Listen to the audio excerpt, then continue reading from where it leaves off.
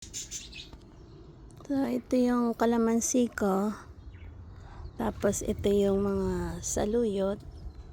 Ayan, marami na akong mga seeds na ma-harvest next time para meron na akong pang seedling sa susunod matapos ang season nila. Tapos, ngayon yung mga ampalaya ko, ganyan. Wala siyang bunga. Ay, ayan, may bunga isa. Wala, kailangan nating self-pollinate. Ayan. So, ayan na yung ibang mga saluyot ko na naman. Oh, dami na naman akong tatalbusin. Ang bilis. Masipag lang kasi ako magdilig. Ayan. So, mga sili ko, malapit na rin magbunga. Ayan. Meron na siyang mga bulaklak coming soon. Tapos, pag malapit na mag-winter, anuhin ko na siya, ililipat ko na siya sa paso. Kasi hindi siya masyadong nakabaon sa lupa. Nasa ibabaw lang. Ngayon, itong upo ko naman, ewan ko kung magbubunga ba ito, kung makakahabol. Ayan guys, kailangan ko ba siyang putulan yung talbos niya? Kasi ang haba na niya. Wala pa rin siyang bunga, wala siyang other sanga na tumutubo. Tapos ayan ang mga bulaklak niya, puro bulaklak, puro mga male naman. So ayan, itong kangkong ko naman din, ang sipag din lago, ang sipag tumubo. Nakailang harvest na ako dito kasi palagi na ako nagsisinigang. Itong ginagamit ko, ito lang.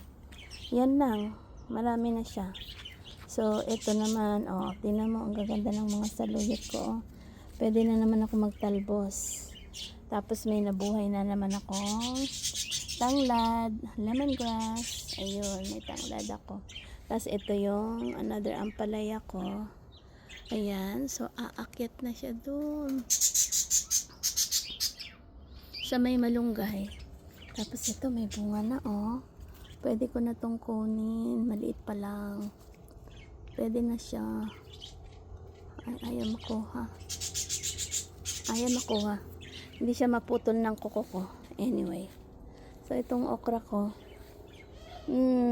na wala pa ring bunga. Nakakuha na ako 2, 4 pala.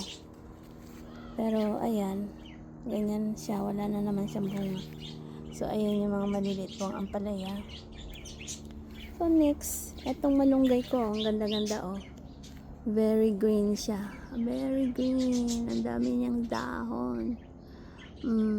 Lagi ko yan pinuputulan pag natapos na ang season. Pagka, halimbawang winter na at hindi siya magandang dahon, pinuputol ko na siya all the way down there. Tapos, tutubo na lang ulit siya. Ayan. So, kagaya niyan, pinutol ko to nung kailan. Ayan yung kaputol, pinagputulan. So, ayan, nagkaroon ng mga bagong tubo. So, ito naman, yung talong ko, ay isang puno ko, meron na rin siyang bunga. Meron na rin akong inaabangan. Ayan. Ang ganda ng weather ngayon, guys. Kaya, nag-video ako ngayon. So, ayan naman ang pomegranate. Pomegranate, ayun ang bulaklak. Ayun, meron na siyang bulaklak.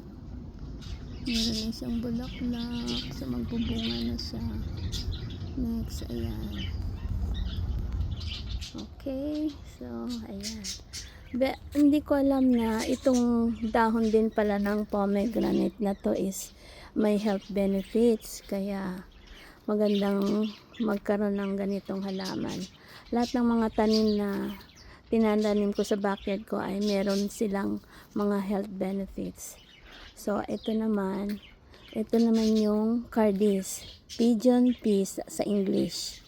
Cardis din, meron din pala itong health benefits. Ito, anti-cancer din pala siya, kahit yung leaves. Kaya, sinubukan ko itong ihalo sa noodles ko, okay lang naman. So, hindi ako namatay. Anyway, so ayan.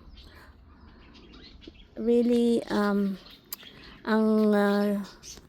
mga puno na ito na mga na itinatanim ko ay may mga health benefits pala. Okay. Then, magaling talaga. Ayan pa. Ito naman ang bayabas ko na malapit na ring maubos. Konti na lang ang bunga. Konti na lang. Konting-konti na lang. Matatapos na ang season niya. Konti na lang ang bunga. Wala na halos bunga din. Meron mga maliliit. Mga green pa. Ayan o. Green pa. Green. So, ito naman yung sili ko. Sili ko na maliliit yata ito. May mga bulaklak na rin. Meron na rin akong aabangan na sili. Ngayon, ito namang dragon fruit na to, walang kwenta. Hindi namumunga. Ito. Wala. Ewan ko dyan. Itetegi ko na yan. So, ito na naman panibago akong may iba akong tanim na ampalaya. Ito naman yung, I think ito hybrid ito kasi malalaki yung dahon niya. Tapos, ang bunga niya mahaba din yata. So, ayan, madami isa. Meron akong abangan. Sa dalawa, tatlo, ayan, tatlo, pangatlo, tapos meron ito pang-apat. Merong isa doon naninilaw, so hindi siya pwede. Hindi yan matutuloy. Tapos ngayon, meron akong, ayan, yung maliliit na yan. Kinchay yan, kinchay. Tapos ito, ampalaya din siya. Ito ang liit ng bunga. Ay. Tapos, more ampalaya. Ayan, maliliit pa rin. Ayawan ko kung aabot siya kasi ano na, September na, medyo lumalamig na ang panahon. Kaya, tapos, ayun yung kalabasa. Nagtanim din ako ng kalabasa pero maliliit pa rin. Ito naman kumpul-kumpul, sari-sari. Meron siyang saluyot, meron din siyang sili. Ayan. Ngayon, ito rin ang palaya pero maliit ang dahon niya. Wala pang ang bunga. Wala siyang bunga. O, ayan o, haba. Paakit na siya dun. Nako, ewan ko dito. So, ito naman, nag-iisang ampalaya dito. Ay, ampalaya okra. Ayan. Ampalayahan. Ayan, ampalaya na naman. Pero maliliit pa sila. Hindi pa sila masyadong malalaki.